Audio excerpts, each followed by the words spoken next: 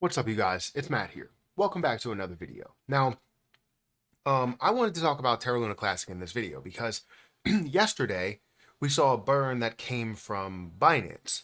And every month we see these burns that come through from Binance, and it shows how much they support Terra Luna Classic, but it's not necessarily showing how much all of us, out here support Terra Luna Classic in general. We know it hasn't been the most popular thing out there in recent days. We can see a lot of talk about Jasmine coin, a lot of talk about a lot of meme coins, and a ton of talk around BTC, Ethereum, Solana, XRP, all of the ones that can potentially have an ETF or already do have ETFs. Um, so with that being said, I want to talk about Terra Luna Classic and the burn that did just happen, as well as the total amount of burns that we're seeing from Binance, because that level of support doesn't go unnoticed by me. Like, I'm noticing everything that they are doing. I'm still holding my Terra Luna Classic. It's not something where I've given up on this project. It just doesn't have as much hype for YouTube to continue to talk about it in a massive way, right? That's just what YouTube is, and I don't want to sit here and and be like, oh, everybody else should talk about it. I don't need to talk about it. No, we should all mention it from time to time. I tend to mention it probably twice, maybe three times a month.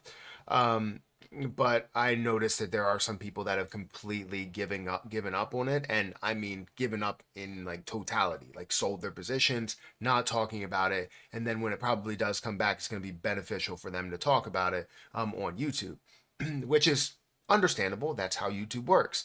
So let's talk about the burns. Let's talk about what Binance is doing. Let's talk about the level of support and just my overall opinion, which really hasn't wavered. It hasn't changed. So guys, hit that like button, hit that subscribe button, hit the notification bell for more of these videos. Also, make sure you check out some of the links down below. It does help out the channel. And if you guys want to check out my link for Margex, that link is in the top of the description, where you can trade cryptocurrency up to a 100x leverage if you want to. I've had success trading, 5, 10, 15, even 50 or 100x leverages. I currently have 3 trades that are 50x leverage open right now. All 3 are positive right now at the time of recording this video. It doesn't mean that they will always be positive. It doesn't mean that they won't be liquidated, right?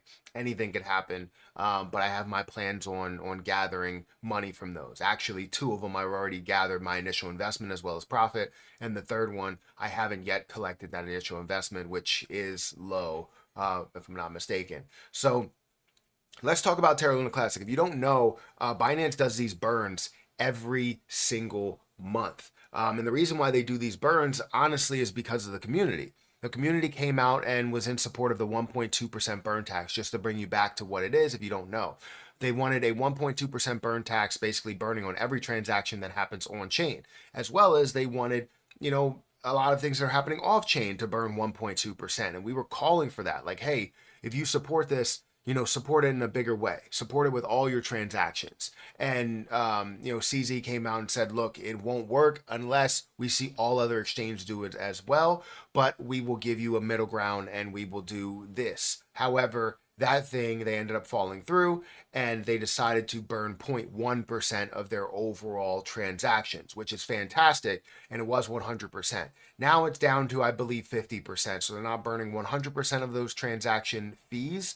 They're burning 50% of it, which is still great to burn anything, because other exchanges are not doing absolutely anything to benefit Terra Luna Classic.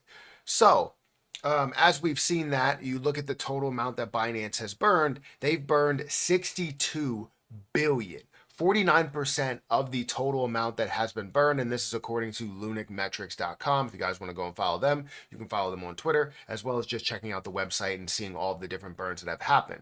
They've also burned USDT at 4.38 million USDT there, which is not really significant overall, but it does have some sort of an impact. Any burn is better than no burn at all.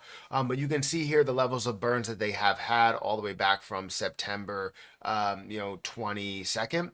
Or September 2022, sorry, and how this pushed all the way back up to where we are today.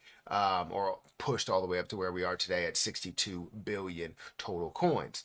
If we scroll down here and look at how much they have burned in the last day, they burned 1.7 billion. And if you look at the last month, it was 1.3 billion. You look at the month prior to that, it was 1.4 billion. And then you look at the month prior to that, we saw a lot more volume, 4.1 billion, 2.2 billion, 2.1 billion, 5.5 billion.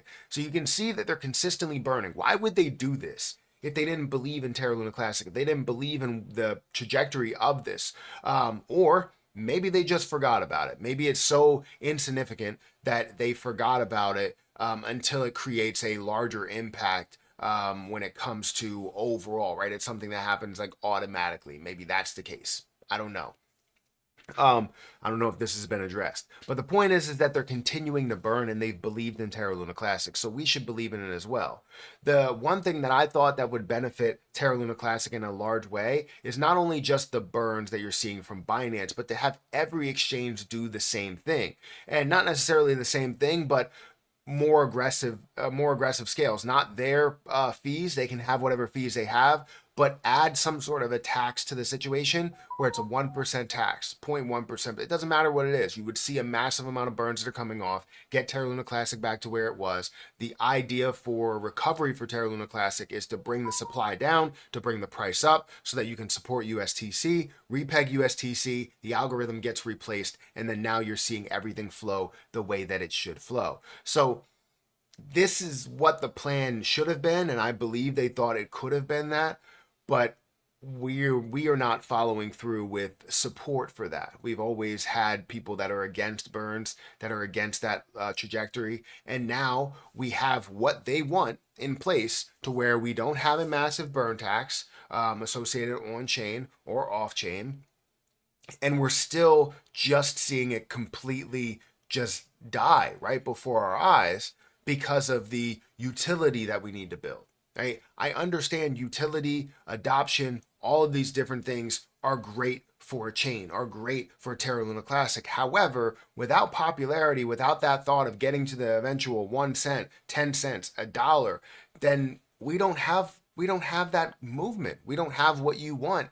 We don't have a reason to go to that chain. If you're going to create NFTs, right, or whatever, there's no reason to utilize Lunic in order to do it. There's no reason for you to find a way to buy these NFTs because they have no use to anybody else. It's just artwork, which is great. Artwork is fantastic, but you can find artwork on every other chain and then also find a kickback to the investor as well. Also find popularity, and you don't find that. So there's just so much that goes into this. I always give my 2 cents in the beginning of the month, somewhere within the middle of the month. As we see more popularity, obviously I will talk about it because, again, that's how YouTube works. It's all about popularity. If you're not getting the views, then you start trending in that direction of not getting the consistent views, meaning that your channel doesn't blow up, you don't gain popularity, and if you are solely reliant on that financial backing of that, it doesn't make sense for you to just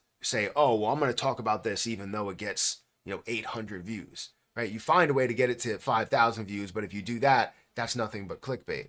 So it's difficult. I'm still a supporter of Terra Luna Classic. I can go into the position and show you where it is and also show you what I am holding at the moment.